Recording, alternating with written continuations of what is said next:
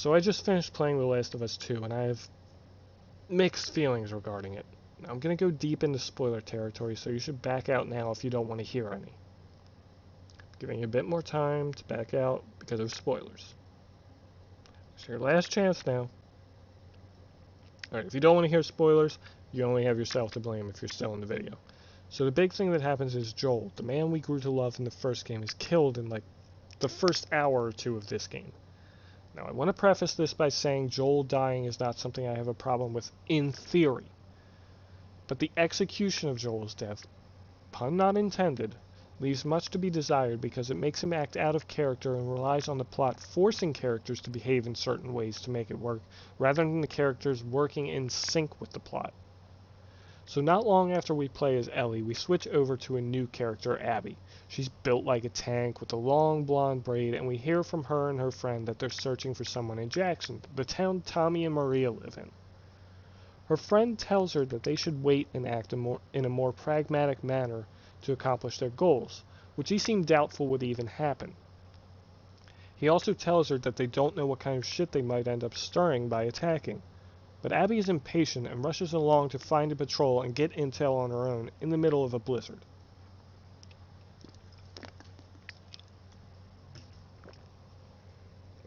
Well, she eventually almost dies at the hands of the infected, in numbers equivalent to days gone.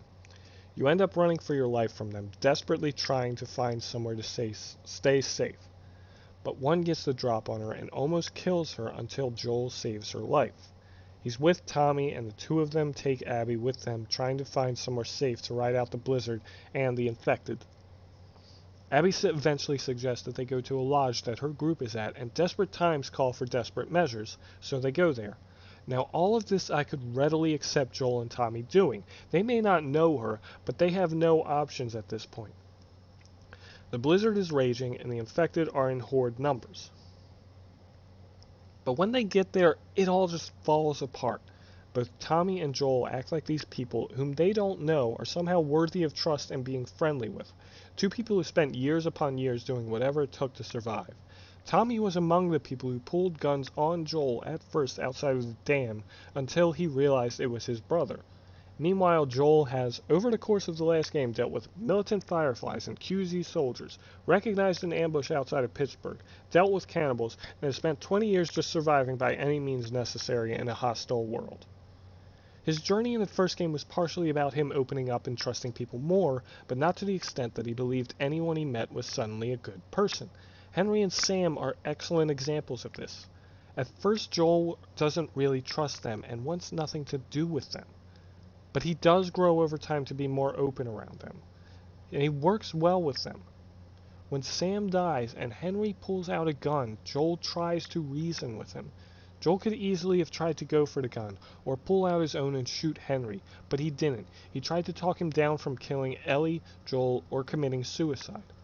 Now, he couldn't stop him, but it showed that Joel was starting to open up and regain his faith in his fellow human beings, on a minor level. The point being that the first game demonstrated that Joel has seen people are capable of both amazing and monstrous acts, and while he may be slightly more welcoming to this new group of people, he wouldn't go so far as to act the way he does in the base game. For one, giving his real name to people he doesn't know is a bad thing for a survivor to do. For another, he stands in the middle of the room surrounded by 8 people, all of whom are armed, and his brother is also talking about bringing these people back to Jackson to restock their supplies. That is beyond stupid. You don't know if these people are alone or what their intentions are. They could have been an advanced scouting party for a larger force. In a world that has shown that people can't always be trusted, to so openly extend your trust to people who are new is foolish and not something either of the two would have done as they were established in the first game. But it happens anyway, and Abby ends up blasting Joel's leg with a shotgun, which the game shows in incredible detail. And Ellie witnesses Joel's last moments where he's tortured, battered, and killed with a golf club. But then the group decides to just let Ellie and Tommy live, even though earlier Owen, their leader, was talking about how starting shit might make things worse by inviting trouble. Tommy even says that he's Joel's brother. If you are killing someone's brother, they are going to come after you for that. It's another instance of characters behaving in outlandish ways to justify bad writing. They even lampshade this by saying they can't leave loose ends, but they leave them alive anyway. Now again, Joel dying is not the problem, but it is both the timing and the handling of it that makes The Last of Us 2 not a great game, story-wise, as its predecessor.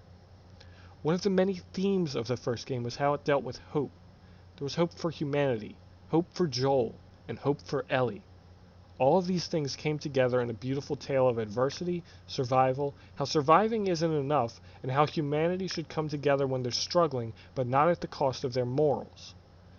Now, if you ask me, the second game should have been not about the cycles of revenge and hate, which would be better later on in the series, or even in the second half of the game, but about Ellie going deep into despair after learning the truth and eventually learning to forgive Joel. Despair and forgiveness would have been the perfect foil and counterpoint to the first game's themes of hope, and then the third game would have been able to capitalize on it further by then going into the revenge and hatred angle. Or, as I said, the second half of the second game could go into the revenge and hatred angle.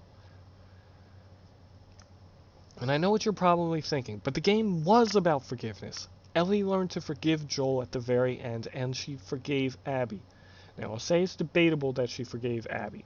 Simply letting her live is not really forgiveness, and her forgiveness of Joel is definitely one of the highlights of the game, as she wrestles with both the good and the bad memories of her time with him, only to remember that she wanted to begin forgiving him the day before his death. And partially, that is why I don't really care for Joel's death. He never got to know her forgiveness. If the game had the two of them coming close again to one another, only to die by Abby's hand at the end, or even in the midway point of the game, it could have led into the next game better. Abby would be the antagonist of the third game or the second half of the second game, whichever you wanted to do, and whichever way the writing would feel it better, as Ellie falls into despair again with bitter anger and ruthless hatred. Abby killing Joel early on in the game irrevocably damages any sort of sympathy the player may have for her. Her backstory comes around far too late for us to feel anything for her, because we're always playing in our mind how she killed Joel. All we will ever think as we see her is, this is the piece of shit that killed Joel. Now perhaps that's what Naughty Dog was going for. Perhaps they wanted us to hate and revile her just as much as Ellie. But that actually makes Ellie leaving her alive at the end far worse for us and the writing overall, because we don't get the satisfaction of killing her. Abby living at the end works when we actually feel sympathy for a character, making her someone we immediately hate and roll our eyes at every time we see her or have to play as her, only makes us hate the fact she lives even more. But I get it. They wanted to say that Ellie is far better than Abby in the end, because she didn't give in to revenge. She managed to pull herself back from the brink. However, her leaving Abby alive at the end almost seems arbitrary, because by this point in the game, Ellie has killed hundreds of men and women in her quest for revenge, with no care about who they were. So somehow having her spare Abby at the end seems forced, and makes little sense because her hands are still stained with a lot of blood. Now, I consider myself an amateur writer, so by no means am I I'm not a video game writer. I have a long way to go before I even consider myself to have any modicum of talent. So what I'm about to say will only be a bare bones version of events that might have been better, though admittedly you will need to pay attention to how I sequence it because I tend to ramble. And if I need to go into more detail in the comments, I can do that. Instead of the game throwing Abby's backstory all at once at us, slowing down the game's pacing, because I constantly kept saying, so can I go back to Ellie now? We should have been playing as her concurrently with Ellie to get a sense of her backstory. This would have had the added benefit of humanizing the other members of the X-Fireflies, who are sadly wasted in the base game aside from Owen, Abby, and arguably Mel, while also letting us see how she's wrestling with her grief and anger over her father's death at Joel's hands. We could also see more of Isaac, the leader of the WLF, who just comes across as utterly one-dimensional in the game. Now hell, if you've played Days Gone, you know that one of the main antagonistic forces in that game was someone we grew to know and could see where he was coming from, as well as what brought about his descent into villainy. He was not a bad person at heart, but he lost himself to his cause. Now that's what Isaac should have had in this game. Well, I'm getting off track. I'll be happy to talk about this more in the comments. So as we see Abby's backstory play out, we could also play as Ellie as we deal with keeping Jackson safe and reconnecting with Joel, with Ellie being lost in her memories at times and seeing both the good and the bad. We could explore the infected on Ellie's side of the story, seeing that there are new infected, they move in hordes, they pose a greater danger than they did in the first game, and fight them while we come to see her have scenes with Joel where things are tense, but there's an honest effort on both of their parts to be in each other's lives after the truth comes out about what happened at the hospital. Abby's side would deal with how humans are the real monsters, showing the dichotomy at play, both with her and the WLF versus the Seraphites story, and eventually we would see her fall to her grief and despair. Perhaps over the course of her side of the story, she gradually loses the people close to her until it's only her, Owen, Nora, and Manny left, and she gets a tip on Tommy's location, which makes her think that maybe Joel can be found too. Perhaps the others try to talk her out of it, feeling that they would have too much tying them to Washington, and that it could be a wild goose chase. Perhaps they feel that going AWOL for a mission, when they are in a very kind of militant fanboy-esque group, is not a good idea. Maybe they feel like Isaac will not actually go for this because he will be sending some of his soldiers away from the front where he needs them. Perhaps they try to tell her that while they hate Joel for what he did, going against an entire town could be dangerous. But Abby doesn't care, and they go off with her to keep her safe. Eventually, Abby still goes off on her own to get intel, only to be saved by Joel still, but she becomes conflicted about everything.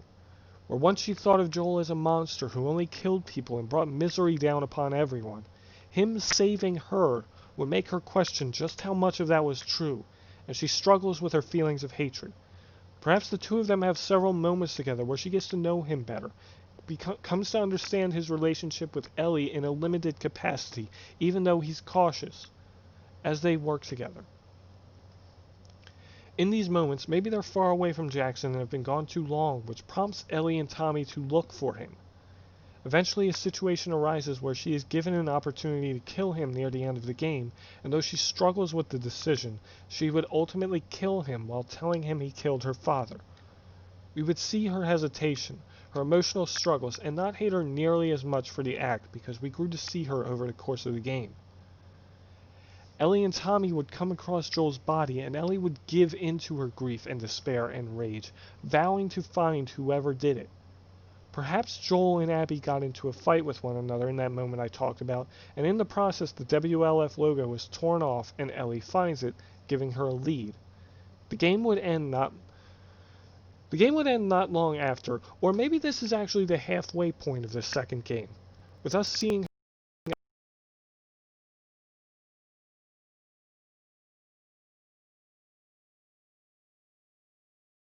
point of the second game, or this could be the end of the second game, and it would set up the events of the third game.